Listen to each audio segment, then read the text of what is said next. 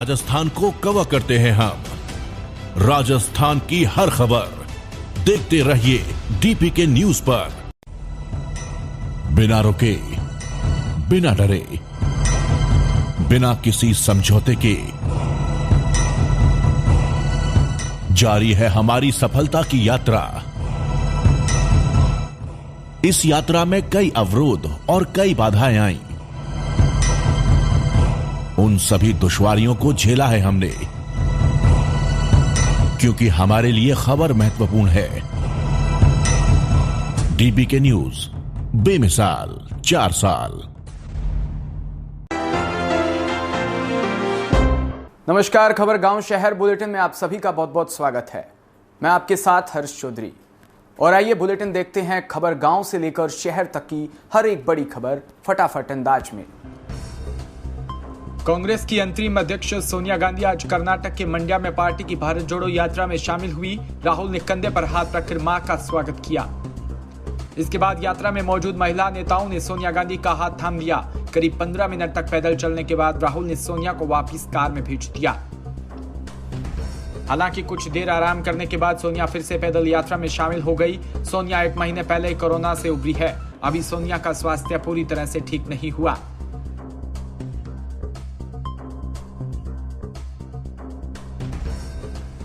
गहलोत सरकार ने प्रदेश में सियासी संकट के बीच बड़ा प्रशासनिक फेरबदल करते हुए 201 राजस्थान प्रशासनिक सेवा अफसरों के तबादले किए।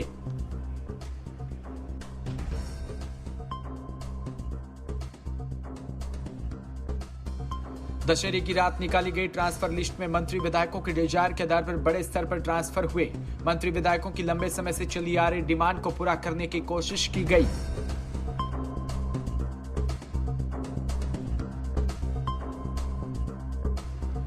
श्री डूंगरगढ़ में जीव जतन जन कल्याण ट्रस्ट की ओर से निर्मित पालिका भवन का उद्घाटन आपदा प्रबंधन मंत्री गोविंद राम मेघवाल ने किया। इससे पूर्व उन्होंने इसी ट्रस्ट की ओर से निर्मित शिव नगर द्वार का भी उद्घाटन किया।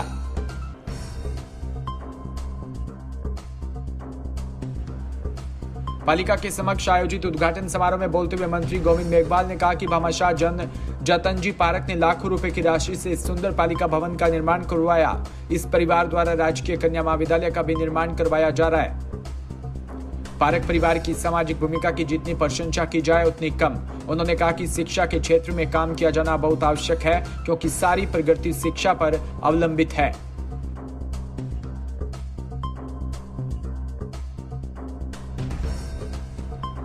मंत्री जी ने कहा कि वर्षों के दिनों से श्री डूंगरगढ़ शहर के निचले क्षेत्र को जल भराव की समस्या से जूझना पड़ता है। अगर यह समस्या आपदा की परिभाषा में आती तो मैं अपने विभाग से समीक्षा करवाकर इस कार्य को करवाने का प्रयास करूंगा।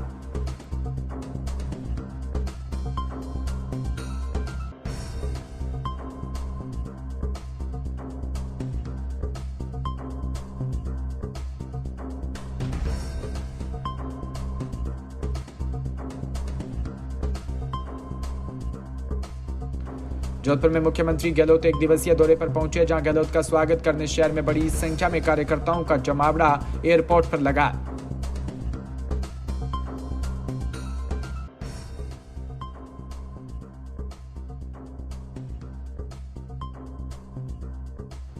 वहीं इस दौरान गहलोत ने मीडिया से बात करते हुए बताया कि पिछला बजट किसानों का रहा, वहीं आने वाला बजट युवाओं का होगा।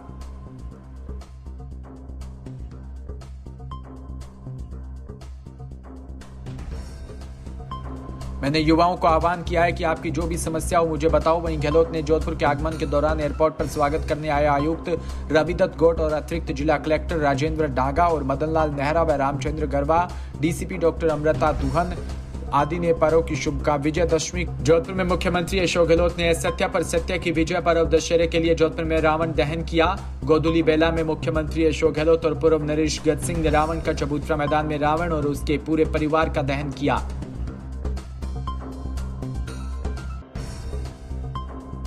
इससे पहले रावण का चबूतरा मैदान में जोधपुर के मेहरानगढ़ से उतरे राम दरबार और अखाड़ों का शौर्य प्रदर्शन का महारेला के रूप में रावण का चबूतरा मैदान पहुंचा।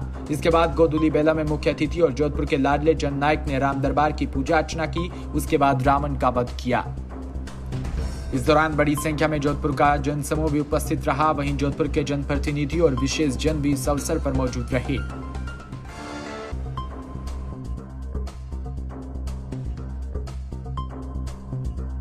सूरतगढ़ में राष्ट्रीय उद्यान रामलीला में स्मृति मंच पर भगवान श्री राम की लीला का मंचन के बाद बुधवार को दशहरा धूमधाम से मनाया।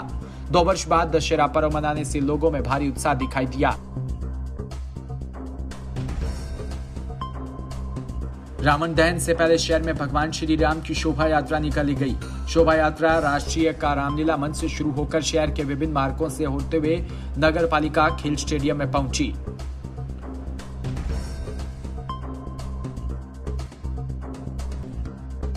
शोभा यात्रा के दौरान शहर के लोगों ने भगवान श्री राम के रथ पर पुष्प वर्षा कर स्वागत किया और शोभा यात्रा में राम और रावण की सेना का भयंकर युद्ध हुआ।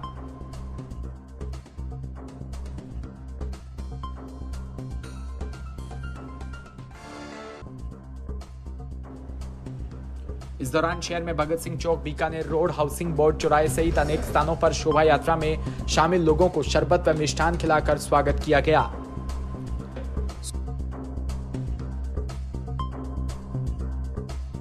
सूरतगढ़ में राजपूत क्षत्रिय संस्था द्वारा अध्यक्ष प्रहलाद सिंह राठौड़ की अध्यक्षता में महाराजा गंगा सिंह जयंती व महाराव शेखा जयंती व विजयादशमी पर्व धूमधाम से मनाया गया।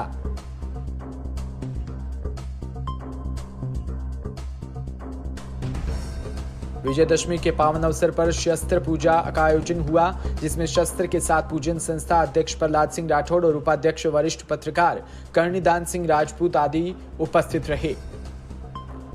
महाराजा गंगा सिंह व महाराव शेखा के चित्र पर हनुमान सिंह सिसोदिया, प्रमोद सिंह शेखावत, शायर सिंह गौड़ व राम सिंह शेखावत आदि ने माल्यार्पण व पुष्पांजलि अर्पित कर महापुरुषों का आशीर्वाद प्राप्त किया।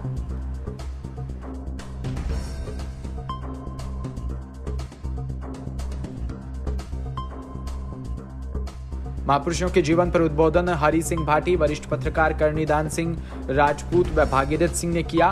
मंदिर पुजारी भगवती प्रसाद व भागीरथ ने शस्त्रों व पधारे सभी राजपूतों को तिलक लगाकर स्वागत किया। सूरतगढ़ में वर्ल्ड सूफी फोरम के चेयरमैन व ऑल इंडिया उलेमा मसाइक बोर्ड के राष्ट्रीय अध्यक्ष सैयद मोहम्मद अशरफ जिलानी किचौबी ने कहा कि संगठन सूफी विचारधारा से जुड़ा है।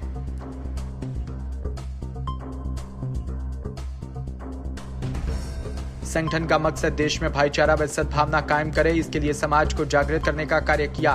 उन्होंने पत्रकारों को बताया कि यह देश सूफी संतों का है, सब मिलकर रहें, ऐसा माहौल बना रहे हैं। स्लोगन पर काम कर रहा है। समाज में आयोजित होने वाले कार्यक्रमों में सबको वृक्षारोपण व रक्तदान करने के लिए प्रेरित भी किया। उन्होंने कहा कि संगठन आगामी दिसंबर माह में राज्य व जिला स्तर पर सूफी व संतों का संयुक्त कार्यक्रम आयोजित करेगी।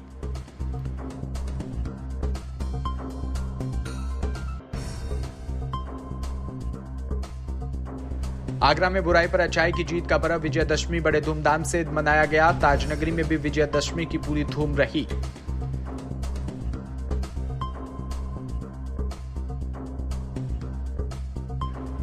आगरा के रामलीला मैदान में बुराई के प्रतीक रावण का सबसे बड़ा पुतला 110 फीट का बनाया गया, जो कि उत्तर प्रदेश में सबसे बड़ा बताया जा रहा है। पिछले साल इस रावण के पुतले की लंबाई 90 फुट थी।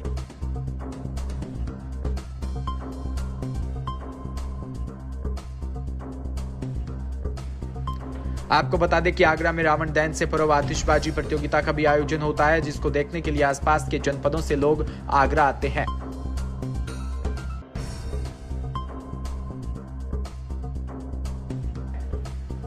इस बार ये आतिशबाजी प्रतियोगिता आगरा और पीलीभीत के आतिशबाजों के बीच हुई। इसमें राजनीतिक संदेश, पर्यावरण, अयोध्या और योगी राज की तस्वीरें देखने को मिलेगी।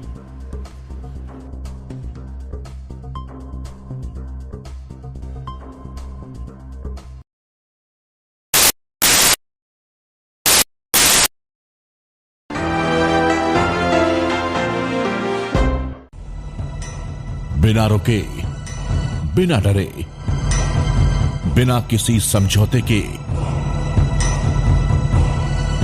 जारी है हमारी सफलता की यात्रा। इस यात्रा में कई अवरोध और कई बाधाएं आईं। उन सभी दुश्वारियों को झेला है हमने, क्योंकि हमारे लिए खबर महत्वपूर्ण है।